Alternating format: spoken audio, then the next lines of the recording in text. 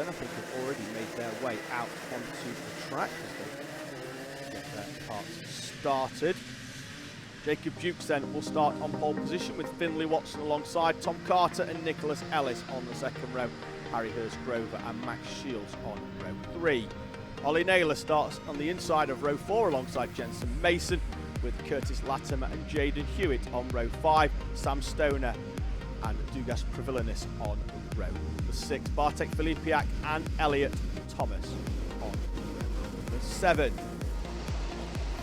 Their way down the back straight. Have a quick look into the RS72. So waving back to Jacob Jukes. He's about to go off pole position.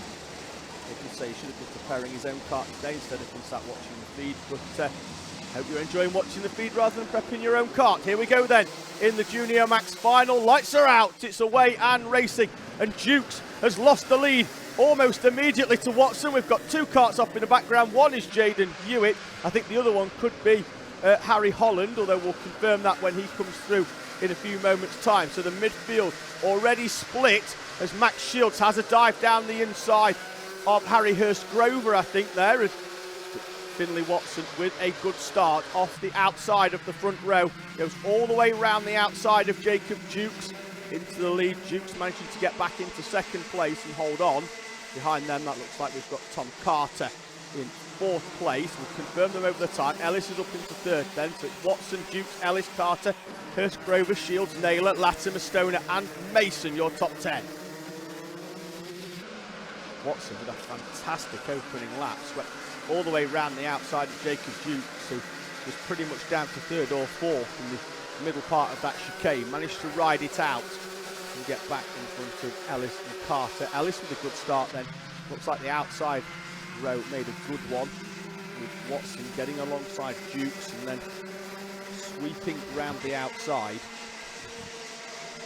into the lead, and has opened up a gap in the early part of this race. Is there anything Jukes can do to reel in Finley Watson? It was having a look on the opening lap, drivers that have potentially had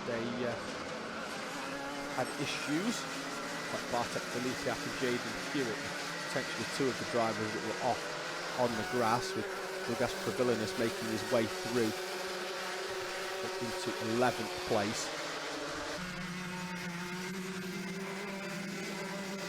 10 minutes plus 1 lap then, with Jacob Jukes in second place, trying to hunt down Finley Watson. See whether the lap time goes out any further. It was 9/10 on the previous one. It's pretty static as they go over the line this time between our 2 leaders. Then we've got Nicholas Ellis holding off Tom Carter. Carter seems to have closed up ever so slightly on this last lap or so, but he's certainly not close enough to Nicholas Ellis to make a move just yet. And we've got Harry Hurst-Grover in front of Max Shields. Ollie Naylor there, we see the young driver from Nottinghamshire holding off Curtis Latimer behind. Big spread in driver ages in this one, because it's a junior class. They go all the way up from 13 all the way up to 16 in the junior ranks before switching to seniors. So they bounce their way over the curve. We're still only 3 minutes into this final, as Tim Winters has been on saying, "Get him, Sam." Like the Sam Stoner, 9th place currently. A couple of tenths off the back of Curtis Latimer, as that's looking to pull up onto the back of this one. It's Latimer just behind Naylor. And then we've got Shields in front in his final race of the day, having already taken a victory. This is his 8th race of the day, and it's going to be a lot longer than what his previous ones have been as well. Spread over 2 classes. He's done the best part of an hour and 20 minutes racing out there today. Whilst that might not seem a lot in terms of what on a practice day, you're probably doing maybe 2 or 3 hours in the seat. So very, very different when you're racing and you're holding onto that steering wheel a little bit tighter, you're pressing that throttle pedal a little bit harder, the same with the brakes as well. Really does take it out of the body for our drivers. Certainly when it comes to finals time, these races are a lot longer, not only in time, but obviously when you're doing nearly 17 or 18 laps in these junior Rotax karts here in this final, it really is going to go down to the wire as to whether you're just going to be able to hold on. And now for Shields, it's whether he can get it to the line. And then I imagine by the time on his way home, obviously he's not going to have to do any driving on the way home, what with him only being 13 years old. I imagine that by the end of the driveway out of the circuit, he'll probably be tucked up in the land of Nod, having worked so hard throughout the day. Currently holding on then to 6th place with Ollie Naylor and Curtis Latimer behind. Naylor not been quite close enough to do anything about Shields so far. Latimer the same, not being able to do anything. Harry Hurst Grover in front of them does have a gap of around about half a second to Max Shields. Can any of them close up? Naylor closes up heavy on the brakes on Max Shields into the hairpin, although Shields then will be able to get on the power on the way out and potentially move away. Naylor gets his head down behind the steering wheel. What he's trying to do there is minimise the airflow hitting him, getting his head down behind that Nauseo panel. Get more air over the top, trying to make the kart go a little bit quicker.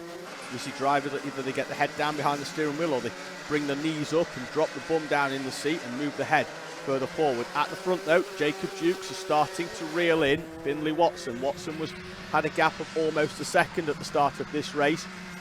And Jacob Dukes now with just under half a second to Finley Watson is starting to close in. These races are a lot longer, which means the tyres, the pressures need to be different. The engine needs to be looked after different as well. Down to 2 tenths now between your two leaders. There's more to racing than just getting in the kart, pressing the pedal and turning the steering wheel. You really do have to think about it. These races 5 or 6 laps longer, you're lowering the tyre pressures to make sure that they stay in the optimum window for a lot longer throughout this race.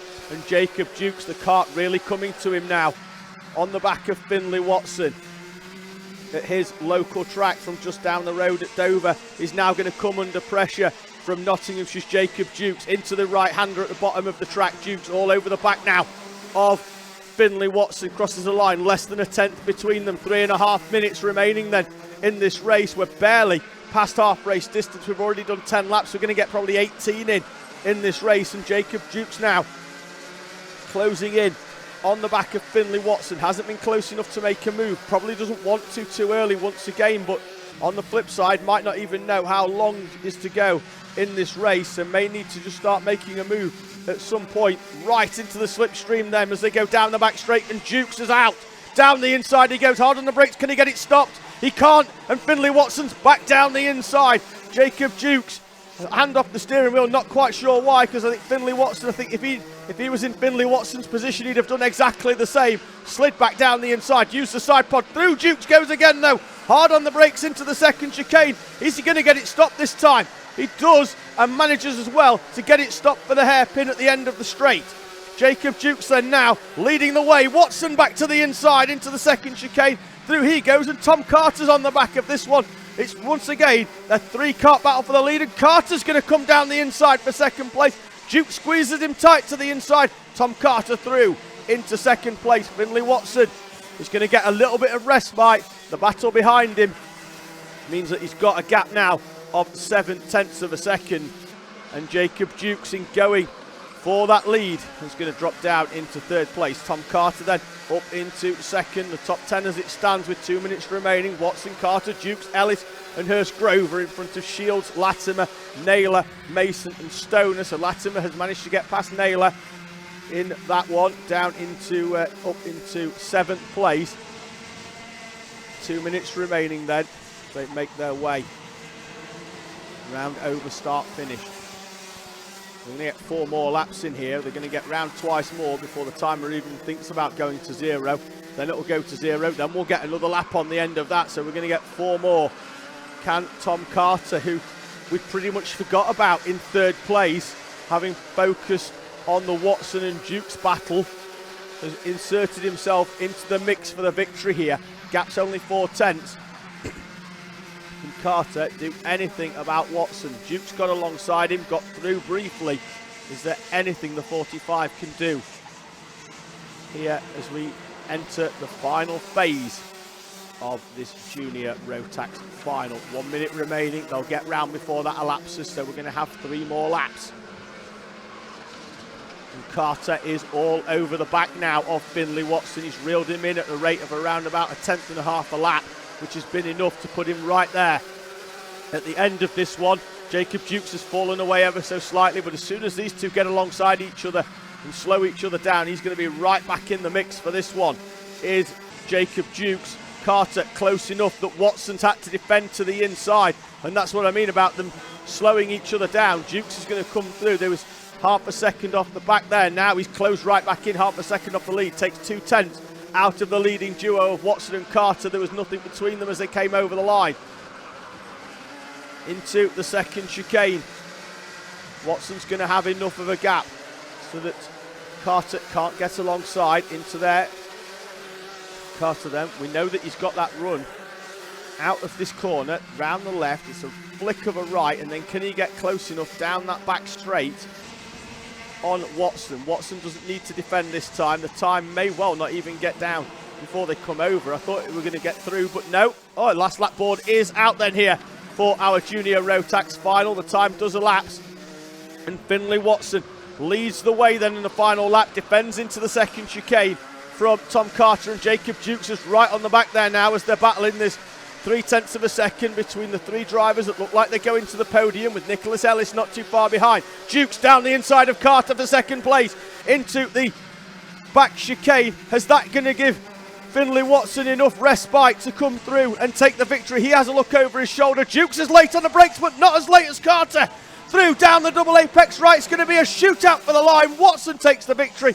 Carter grabs seconds by a few thousandths of a second from Jacob Dukes. Ellis Hurst Grover in 5th place for his best finish in the JKC, with Curtis Latimer and Max Shields 6th and 7th. Naylor, Mason and Stoner complete your top 10 in front of Filipiak, Pravilinus and Hewitt in 13th place.